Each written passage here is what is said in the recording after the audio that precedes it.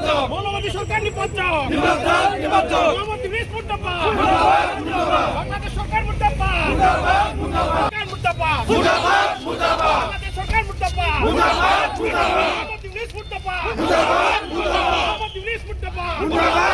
বাংলাদেশ সরকার মুর্দাবাদ বাংলাদেশ সরকার মুর্দাবাদ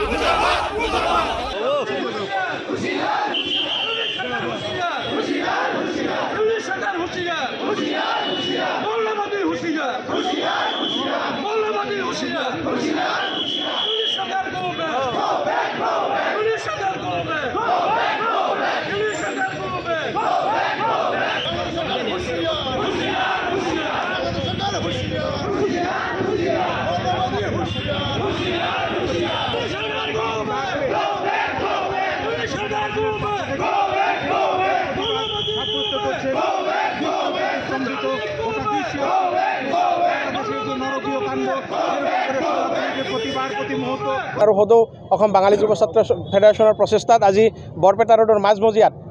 বাংলাদেশৰ যি বৰ্বৰ নাৰকীয় যি হত্যাকাণ্ড সংঘটিত কৰে এই হত্যাকাণ্ডৰ প্ৰতিবাদত আজি প্ৰতিবাদ সাব্যস্ত কৰোঁ আৰু এই কাণ্ডটোক আমি মানে তীব্ৰ ভাষাৰে গৰিহণা জনাইছোঁ বাক্সা জিলাৰ BTC ফেডাৰেশ্যনৰ তৰফৰ পৰা আৰু এই সম্পূৰ্ণ ঘটনাটো বাংলাদেশ চৰকাৰ প্ৰত্যক্ষভাৱে জড়িত থকা বুলি আমি ভাবোঁ কাৰণ জড়িত নহ'লে এটা মুকলি স্থানত ৰাজহুৱা স্থানত এটা জ্বলন্ত দেহা এটা জ্বলাই দিয়াৰ মানে সাহস কেনেদৰে গতাব পাৰে গতিকে এই ক্ষেত্ৰত আমি ইউনিট চৰকাৰক ধিক্কাৰ জনাইছোঁ আৰু এই ক্ষেত্ৰত আৰু এটা কথা ক'ব লাগিব যে ভাৰত চৰকাৰৰ যি প্ৰতিক্ৰিয়া আজিলৈকে আমি পাব লাগিছিল সেই প্ৰতিক্ৰিয়া কিন্তু আজিলৈকে পোৱা নাই হিন্দুত্বৰ নামত তেওঁলোকে চৰকাৰ চলাই আছে হিন্দুত্বৰ কথা কৈ তেওঁলোকে চৰকাৰ চলাই আছে কিন্তু হিন্দুত্বৰ মানে নামত ৰাজনীতিহে কৰি আছে তেওঁলোকে আজিলৈকে কোনো ধৰণৰ প্ৰধানমন্ত্ৰীজনৰ পৰা আমি আজিলৈকে কোনো ধৰণৰ প্ৰতিক্ৰিয়া আমি নাপালোঁ আজি হিন্দুৰ সুৰক্ষাৰ ক্ষেত্ৰত তেওঁ যি প্ৰতিক্ৰিয়া প্ৰকাশ কৰিব লাগিছিল যি একশ্যন আজি আৰম্ভ কৰিব লাগিছিল সেই ক্ষেত্ৰত কিন্তু আমি ফপলা স্বৰূপ দেখা পাইছোঁ বৰ্তমান বাংলাদেশৰ যি অশান্তি পৰিস্থিতি সৃষ্টি হৈছে তাৰ ইউনিট চৰকাৰ যেটো তাৰমানে তাতে গভৰ্ণমেণ্ট চলি আছে তেওঁ শান্তি নোবেল মানে পুৰস্কাৰ পাইছিল আমি ভাবোঁ তেওঁ আচলতে শান্তি নোবেল বঁটা পোৱাৰ যোগ্যতা নহয় আৰু যি ব্যক্তিসকলে তেখেতৰ শান্তি বঁটা দিছিলে এতিয়া বৰ্তমান তেখেতৰ এই শান্তি নোবেল বঁটাটো ঘূৰাই ল'ব লাগে BTC বাঙালী যুৱ ছাত্ৰ ফেডাৰেশ্যনৰ বাক্সা জিলা সমিতিৰ যৌথ উদ্যোগত আজি আমি বৰপেটা ৰোডত এই প্ৰতিবাদী কাৰ্যসূচী আৰম্ভ কৰিবলৈ লৈছোঁ লগতে সহযোগিতা কৰিছে বৰপেটা ৰোডৰ সনাতনী ৰাইজসকল সমূহ বৰপেটা ৰোডবাসী সনাতনী ৰাইজক এই আমাৰ প্ৰতিবাদী কাৰ্যসূচীত ধিক্কাৰ মিছিলত দলে দলে যোগদান কৰিবলৈ অংশগ্ৰহণ কৰিবলৈ আমি অনুৰোধ জনাইছোঁ এতিয়া আমি আমাৰ এই ধিক্কাৰ কাৰ্যসূচী আমি শুভাৰম্ভ কৰিলোঁ আৰু এনেকৈ আমি প্ৰতিবাদী মিছিল কৰি শ্লোগান দি বাংলাদেশৰ চৰকাৰৰ ধিক্কাৰ জনাই আমি ইউনিট চৰকাৰৰ মোহাম্মদ ইউনুছৰ প্ৰতিমূৰ্তি আমি দাহ কৰিম আজি আমি আমাৰ বৰপেটা জিলা বঙালী যুৱ ছাত্ৰ ফেডাৰেশ্যন জিলা সমিতি আৰু সদৌ BTC বাঙালী যুৱ ছাত্ৰ ফেডাৰেশ্যনৰ বাক্সা জিলা সমিতিৰ যৌথ উদ্যোগত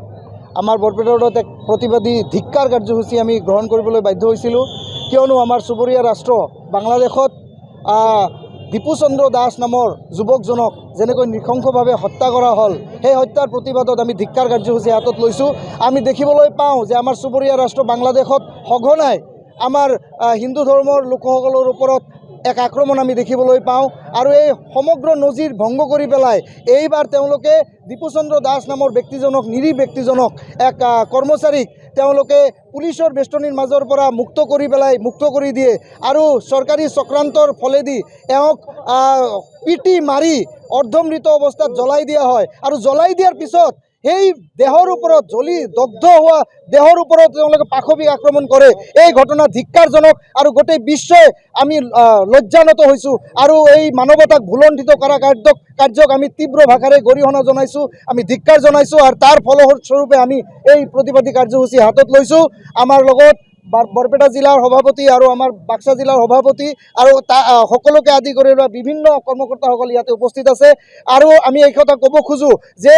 ইতিমধ্যে আমাৰ অসমতো আমি দেখিবলৈ পাইছোঁ যে অস্থিৰ অৱস্থা আমাৰ কাৰ্বি আংলঙত হৈ আছে আমি চৰকাৰক আহ্বান জনাব খুজিছোঁ যে এই চেগতে তাতে যি শান্তিৰ প্ৰচেষ্টা সেইটো অতি সোনকালে ফিৰাই আনিব লাগে। তাতে যি গোষ্ঠী সংঘৰ্ষ বা এক অশান্ত পৰিৱেশ বিৰাজমান হৈ আছে, সেই পৰিৱেশটো অতি সোনকালে শান্তিৰ পৰিৱেশলৈ ঘূৰাই আনি পেলাই পুলিচ প্ৰশাসন আৰু আমাৰ হিমন্ত বিশ্ব শৰ্মা আমাৰ শ্ৰদ্ধাৰ মুখ্যমন্ত্ৰী ডাঙৰীয়াকো আমি আহ্বান জনাব খুজিছোঁ যাতে অতি সোনকালে আমাৰ কাৰ্বি আংলং জিলাতো শান্তি প্ৰতিষ্ঠা হয়।